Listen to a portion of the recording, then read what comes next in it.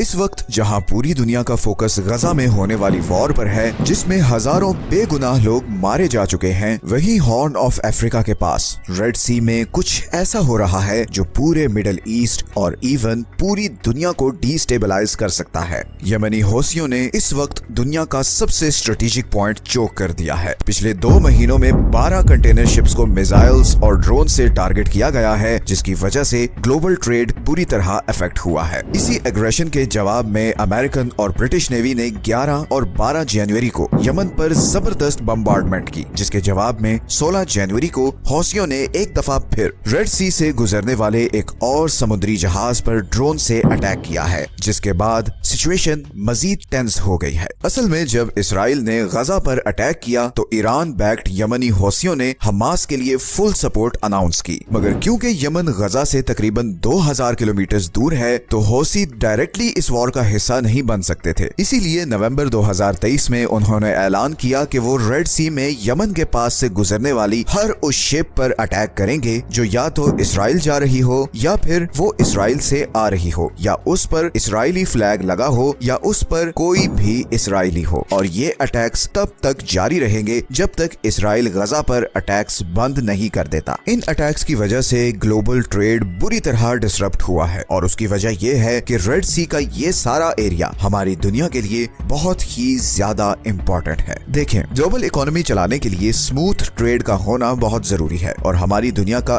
80% trade समुद्रों के जरिए होता है और इन्हीं समुद्रों में से एक ये रेड सी है जो 21वीं सदी का सबसे हॉट और डेंजरस जियोपॉलिटिकल एरिया है, क्योंकि यहाँ पे 2 चोक पॉइंट्स हैं। एक ये इजिप्ट के पास सुएज कैनाल है और दूसरा ये यमन के पास बाब अल मंदेब स्ट्रेट है। 28 किलोमीटर की ये पतली सी जगह जहाँ पर मिडिल ईस्ट और एशिया से आने वाले समुद्री जहाज इंडियन ओशन को क्रॉस करते हुए रेड सी में एंटर होते हैं और फिर सुएज कैनाल को क्रॉस करके मेडिटेरेनियन सी में निकल जाते हैं और वहाँ से फिर वो यूरोप और अमेरिका तक पहुँचते हैं। तो बेसिकली एशिया और मिडिल ईस्ट को यूरोप से कनेक्ट करने का ये सबसे शॉर्टेस्ट रूट है। पूरी दुनिया की 10% ऑयल और 6% नेचुरल गैस की सप्लाई इसी 28 किलोमीटर के चोक पॉइंट से गुजरती है और ये सारी गैस और ऑयल इधर पर्शियन गल्फ कंट्री से स्ट्रेट ऑफ हॉर्मोज क्रॉस करके आती है। 2022 के स्टैटिस्टिक्स के मुताबिक पूरे यूरोप की 20% ऑयल इंपोर्ट और 24% गैस इंपोर्ट इसी बाब अल मंदेब स्ट्रेट से गुजरती है। और सिर्फ ऑयल और गैस ही नहीं बल्कि एशिया और यूरोप का सारा ट्रेड भी इसी रास्ते से कनेक्टेड है। चाइना की 30% मैन्युफैक्चरिंग एक्सपोर्ट्स इसी बाब अल मंदेब स्ट्रेट से होते हुए यूरोप और नॉर्थ अमेरिका को जाती है। तो अगर ये रूट किसी भी वजह से ब्लॉक हो जाए तो ग्लोबल इकोनॉमी कोलैप्स कर सकती है, क्योंकि इसका ऑल्टरनेट सिर्फ एक और रूट है और वो है पूरे अफ्रीकन कॉन्टिनेंट को क्रॉस करके। सुएज कैनाल के बनाने से पहले कंटेनर शिप्स यही रूट यूज करती थी, मगर ये रूट सुएज कैनाल वाले रूट से 7400 किलोमीटर लंबा है, जिसकी वजह से एक्स्ट्रा फ्यूल कॉस्ट आती है और इसीलिए यमनी हौसियों के अटैक के बाद इन शिपिंग कंपनीज को मिलियंस ऑफ डॉलर्स का नुकसान हो रहा है। अभी तक हौसियों ने यहाँ पर मिसाइल्स और ड्रोन से एटलीस्ट 13 कमर्शियल शिप्स को टारगेट किया है, जिसकी वजह से दुनिया की 5 बड़ी कंटेनर शिपिंग कंपनीज ने रेड सी के थ्रू अपने ऑपरेशंस बंद कर दिए हैं। इनमें डेनमार्क की मर्स्क लाइन, फ्रांस की CMA CGM, जर्मनी की हैपग, लॉयड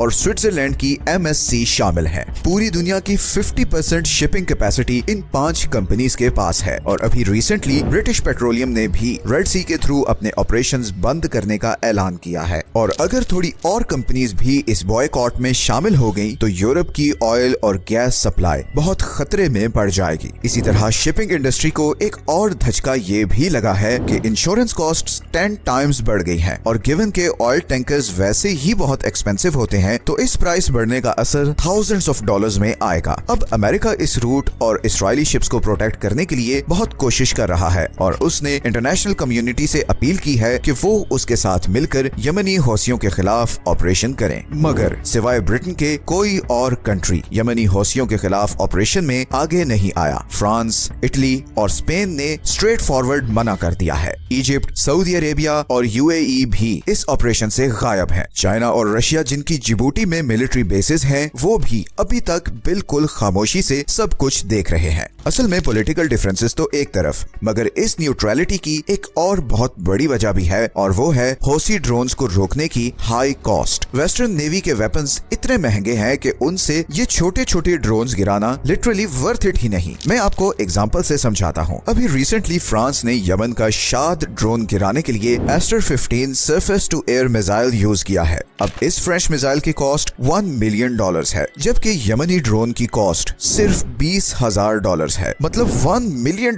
का मिसाइल मार के $20,000 का ड्रोन तबाह करना किसी भी तरह से जस्टिफाइड नहीं। लेकिन दूसरी तरफ अगर ये शिप्स तबाह होती हैं तो वो भी मिलियंस ऑफ डॉलर्स का नुकसान है। तो हौसियों के लिए विन विन सिचुएशन है। इसी तरह हौसीज के पास दो और भी बहुत जबरदस्त हथियार हैं। एक तो 1400 किलोमीटर की रेंज वाले बैलिस्टिक मिसाइल्स जो जमीन में इस रेंज के अंदर हर चीज को टारगेट कर सकते हैं, और दूसरा 40 से 800 किलोमीटर की रेंज वाले एंटी शिप क्रूज मिसाइल्स जो किसी भी शिप को बहुत ही एक्यूरेटली निशाना बना सकते हैं। And on top of this western हथियारों के मुकाबलों में ये बैलिस्टिक मिसाइल्स बहुत सस्ते हैं, इसीलिए ये बहुत ही कॉम्प्लिकेटेड कॉन्फ्लिक्ट बन गया है और बहुत से कंट्रीज अभी इसका पार्ट नहीं बनना चाह रहे। इस ब्लॉकेड का इजिप्ट पर भी बहुत नेगेटिव असर पड़ेगा, क्योंकि वो सुएज कैनाल से गुजरने वाली शिप्स से $10 बिलियन एनुअली कमाता है। इसीलिए जब कंटेनर्स अफ्रीका के रूट से जाएंगे तो इजिप्शियन इकोनॉमी को अच्छी खासी हिट पड़ेगी। सऊदी अरब अभी तक इस मामले पर खामोश है। हालांकि 2015 से सऊदी अरब यमनी हौसियों के खिलाफ लड़ रहा है, मगर अब रिसेंटली सऊदी अरब ने यमन के अगेंस्ट अपनी अप्रोच बदली है। सऊदी अरब ने रिसेंटली यमनी लीडरशिप के साथ पीस ट्रीटीज भी साइन की हैं। कुछ एनालिस्ट्स के मुताबिक सऊदी अरब को यूएसए पर काफी गुस्सा भी है, क्योंकि जब यमनी ड्रोन सऊदी अरब की ऑयल पाइपलाइंस पर अटैक करते थे तो अमेरिका का कोई खास प्रोएक्टिव रिस्पांस नहीं होता था। इसीलिए अब सऊदी अरब सिर्फ एक स्पेक्टेटर बनकर सारी सिचुएशन को देख रहा है। लेकिन दूसरी तरफ यूएई अमेरिका पर बहुत दबाव डाल रहा है कि वो हौसीज पर फुल स्केल अटैक करे, बिकॉज यूएई यमन में एंटी हौसी ग्रुप को सपोर्ट करता है और पिछले कुछ सालों से यूएई यमन में बहुत ज्यादा इंटरेस्ट ले रहा है, और उसकी वजह यमन में डिस्कवर होने वाले बहुत बड़े ऑयल रिजर्व्स हैं। कुछ रिपोर्ट्स के मुताबिक यमन में वेनेजुएला के बाद दुनिया के दूसरे सबसे बड़े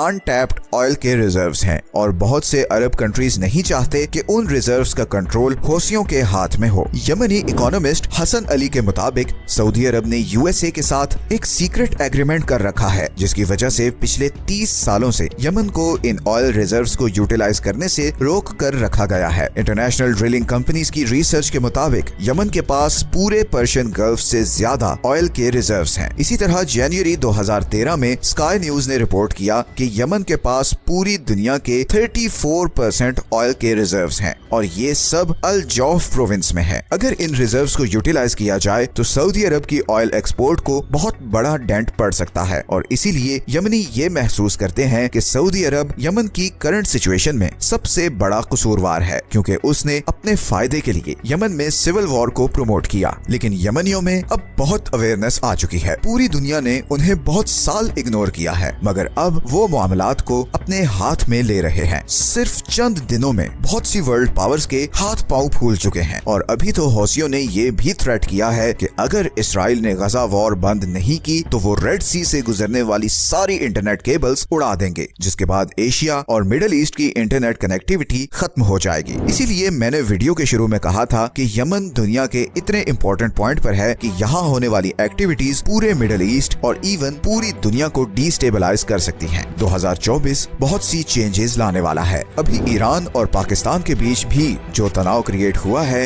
ये भी इस लार्जर जियोपॉलिटिकल गेम की एक कड़ी है। अगले चंद महीने बल्कि हफ्ते बहुत ही डिसाइसिव होने वाले हैं। आप लोग जियोपॉलिटिकल वर्ल्ड में बहुत बड़ी चेंजेस देखने वाले हैं, और हम जल्द उन टॉपिक्स पर वीडियोस बनाने वाले हैं। ये हैं वो सारे सोर्सेज जहां से हमने इस वीडियो के लिए कंसल्ट किया है। अगर आप ऐसी ही इंफॉर्मेटिव वीडियोस देखना चाहते हैं तो चैनल को सब्सक्राइब जरूर कर लें, ताकि आपको टाइमली नोटिफिकेशंस मिलते रहें। मिलते हैं नेक्स्ट वीडियो में एक और इंटरेस्टिंग टॉपिक के साथ। अपना ख्याल रखें। अल्लाह हाफिज।